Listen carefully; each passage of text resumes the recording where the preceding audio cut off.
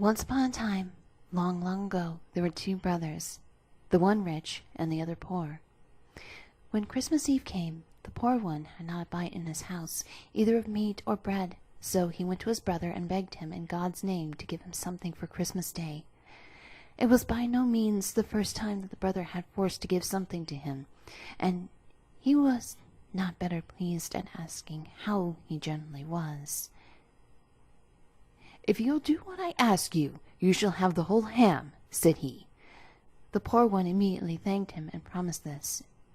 "Well, here is the ham, and now you must go straight to Dead Man's Hall," said the rich brother, throwing the ham to him.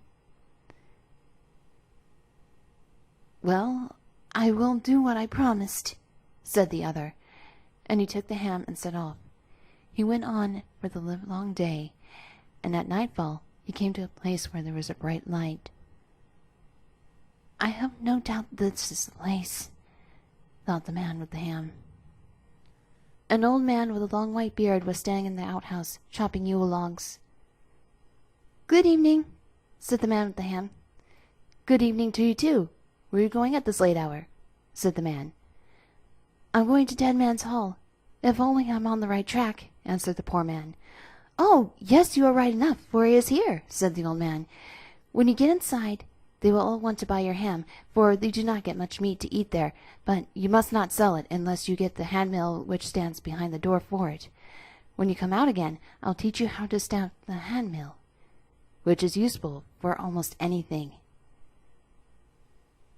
So the man with the ham thanked the other for his good advice and rapped at the door. When he got in, everything happened just as the old man had said it would. All the people, great and small, came round him like ants on an ant-hill, and each tried to outbid the other for the ham. "By rights, my old woman and I ought to have it for our Christmas dinner, but since you have set your hearts upon it, I must just give it up to you," said the man. "But if I sell it, I'll have the handmill which is standing there behind the door." At first they would not hear to this, and haggled and bargained with the man, but he stuck to what he had said, and the people were forced to give him the handmill. When the man came out again into the yard, he asked the old woodcutter how he was to stop the handmill, and when he had learned that, he thanked him and set off home with all the speed he could, but not get there until after the clock had struck 12 on Christmas Eve. "Where in the world have you been?" said the old woman. "Here I have sat waiting hour after hour, and have not even 2 sticks to lay across each other under the Christmas porridge pot." "Oh, I could not come here before, but I had something of importance to see about, and a long way to go too, but now you shall just see," said the man, and then he set the handmill on the table and bade it first to grind light, then a tablecloth, and then meat and beer and everything else that was good for a Christmas Eve supper. And the mill ground all that he had ordered. "Bless me," said the old woman, as one thing after another appeared, and she wanted to know where her husband had got the mill from, but he would not tell her that. "Never mind where I got it. You can see it as a good one, and the water that turns it will never freeze," said the man. So he ground meat and drink and all kinds of good things to last all Christmas tide, and on the 3rd day he invited all his friends to come to a feast. Now when the rich brother saw all that there was at the banquet and in the house, he was both vexed and angry, for he grudged everything his brother had.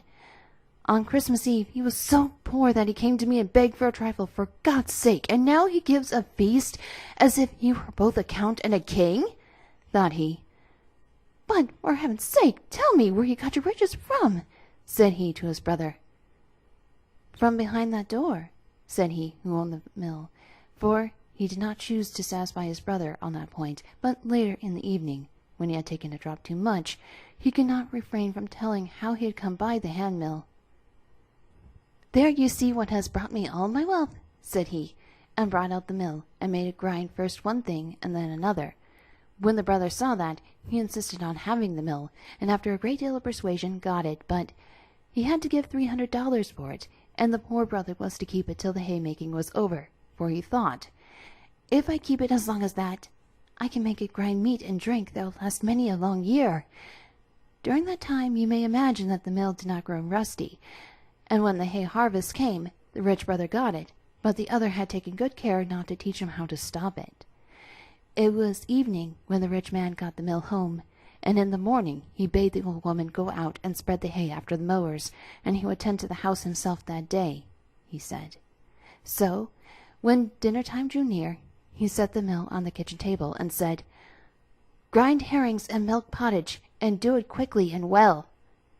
So the mill began to grind herrings and milk pottage, and first all the dishes and tubs were filled, and then it came out all over the kitchen floor. The man twisted and turned it, and did all he could to make the mill stop, but howsoever he turned it and screwed it, the mill went on grinding. In a short time the pottage rose so high that the man was like to be drowned. So he threw open the parlor door, but it was not long before the mill had ground the parlor full too, and it was full with difficulty and danger that the man could not go through the stream of pottage and get hold of the door latch. When he got the door open, he did not stay long in the room, but ran out, and the herrings and pottage came after him, and it streamed out over both farm and field. Now the old woman who was out spreading the hay began to think dinner was long in coming, and said to the women and mowers, "Though the master does not call us home, we may as well go. It may be that he finds that he is not good at making pottage, and I should do well to help him." So they began to struggle homeward, but when they had gone a little way up to the hill, they met the herrings and pottage and bread, all pouring forth and whining about one over the other, and the man himself in front of the flood. "Would to heaven that each of you had 100 stomachs! Take care that you are not drowned in the pottage!" he cried, as he went by them, as if mischief were at his heels, down to where his brother dwelt. Then he begged him for God's sake to take the mill back again, and in that instant, for, said he, "If it grind one more hour, the whole district will be destroyed by herrings and pottage." But the brother would not take it until the other paid him $300, and that he was obliged to do so. So it was not long before he had a farmhouse much finer than that in which his brother had lived, but the mill ground him so much money that he covered it in plates of gold, and the farmhouse lay close by the seashore, so it shone and glittered far out to sea. Everyone who sailed by there now had to put in to visit the rich man in the gold farmhouse, and everyone wanted to see the wonderful mill, for the report of it spread far and wide, and there was no one who had not heard tell of it. After a long, long time came a skipper who wished to see the mill. He asked if he could make salt.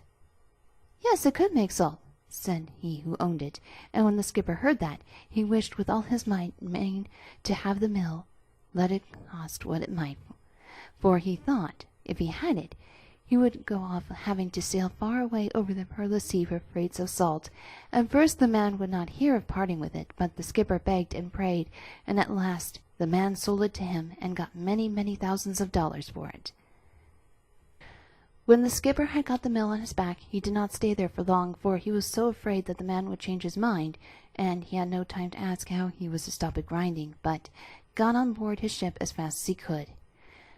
When he had gone a little way out to sea, he took the mill on the deck.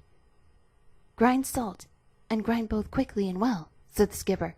So the mill began to grind salt till it spouted out like water, and when the skipper had got the ship filled, he wanted to stop the mill, but whichsoever way he turned it, and so how much soever he tried, it went on grinding, and the heap of salt grew higher and higher until at last the ship sank. There lies the mill at the bottom of the sea, and still, day by day, it grinds on, and that is why the sea is salt.